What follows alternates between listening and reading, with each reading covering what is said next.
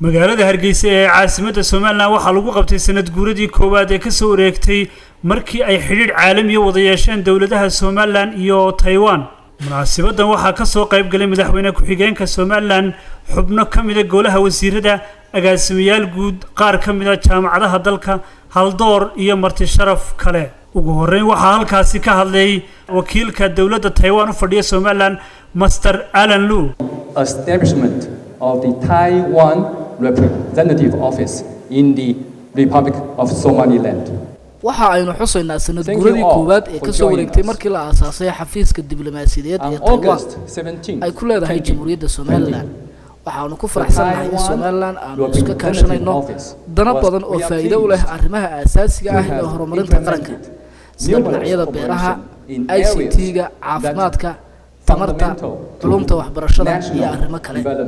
waxaanu ku kalsoonahay in dhammaan dhinacyadaas oo ku yimi heshiiskii aan Soomaaliland hore u kala saxeexnay ay dhammaantood si taabagal ah u hirgaleen. maayarka caasimadda Hargeysa, wasiirka wasaaradda caafimaadka, wasiirka wasaaradda qorsheynta Somaliland iyo gudoomiyaha komishanka tacliinta sare ee qaranka Somaliland waxaanay ku dheeraadeen xiriirka labada dawladood u dhaxeeya ee qotada dheer. I welcome the diplomatic relations between my country and the Republic of Taiwan, and I hope our relations will grow and that our country of Somaliland and the Republic of Taiwan shall benefit our mutual friendship and relationship.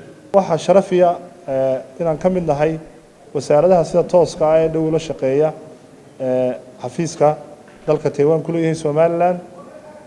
waxaanu ka shaqeynaa laba meelood oo muhiim ah. ta hore oo ah intii uu bilaamay xanuunkani waxa aanu si wanaagsan oo hufnaan ku dheehan tahay oo joogtaa u lahayn hawlwadeennada farsamo ee xafiiska oo aanu ka helaynay talo bixin la xiriirta xanuunka COVID-19 si loo xakameyn lahaa. mashaariic dhowr ah oo ugu horeeyo mashruuc kor loogu qaadayo bixinta tayeynta adeegyada la siiyo hooyada dhallaanka oo mashruuc bilow ah oo tijaabo ah oo mashruuc ka hirgeli doona gobolka Maroodi Jeex. waxa aynu maanta u dabaaldegaynaa laba arrimood. waa mid waa sanad guuradii koowaad ee ka soo wareegtay aasaaskii xafiiska Jamhuuriyadda Shiinaha ee Taiwan oo sanad jirsaday. aad iyo aad ayaan u hambalyeynayaa sanad guurada xafiiska Jamhuuriyadda Shiinaha ee Taiwan. waxaynu kaloo aynu halkan maanta isugu nimi inaynu guddoonsiino nasiibka dhalinyaradii uu siiyey inay waxbarasho u tagaan dalka Taiwan.